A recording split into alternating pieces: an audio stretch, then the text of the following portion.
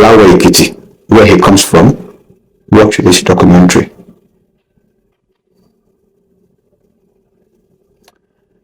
As a matter of fact, there was never any ceremony of marriage between my father and this woman. This is what happened. Whilst my father held a public position as the Regent of Ijẹbu-Ode, scores of people and their extended relations jostled to see him every day. In the midst of all that, Dupẹ Oduwọle and her mother riotously insisted that she had become pregnant for my father. Blackmailing my father, this Dupẹ Oduwọle, together with her mother, then moved both of them into my childhood home. They started bearing fetish all over the place at night, taking their bath in the open, naked under the cover of darkness, and then refused to leave. They simply refused to leave. The walled grounds of Onibudo House, where I grew up, is the size of 3 football fields, enough space for everyone. Shortly afterwards, the Dupẹ Oduwọle and her mother then claimed that she had lost the pregnancy.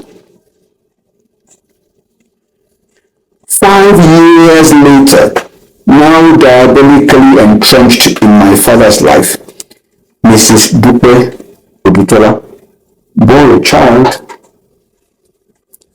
Unknown to my father, the child, now Mrs Ijẹbu-Ode, was for our family doctor, Dr. Ezekiel Adenuga, who was supposedly in charge of her regular sessions of antenatal care.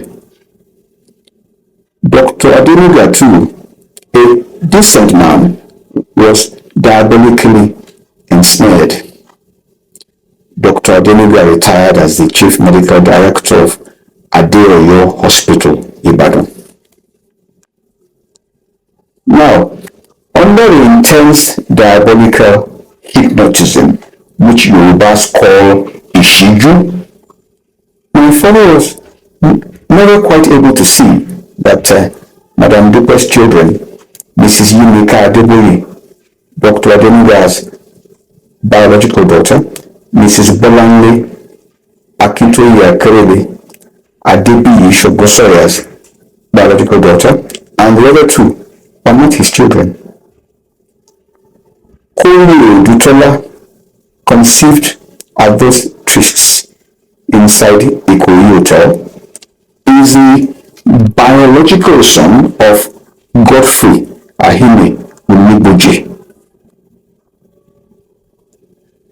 The problem was the occult sex which Madame Dupe and her daughters used to get any advantage out of strangers had become an albatross on her neck.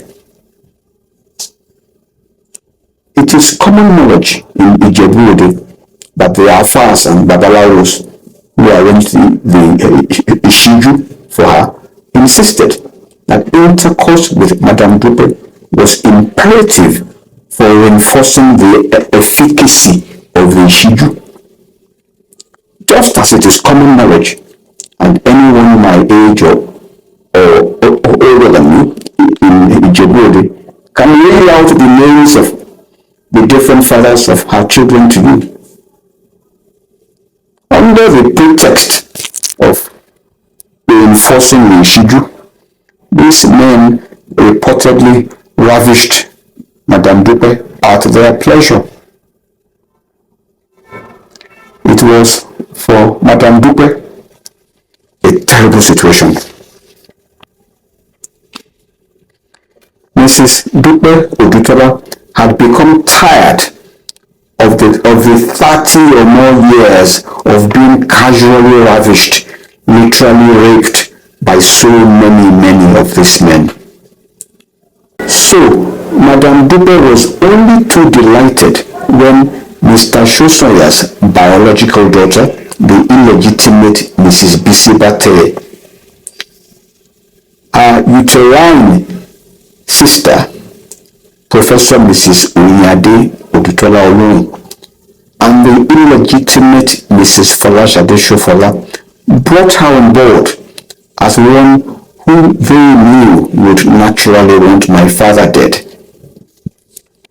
In their 14-year on and off conspiracy to kill my father. Actually, Awujale Sikiru Adetomo too was Madam Dupe's sex partner.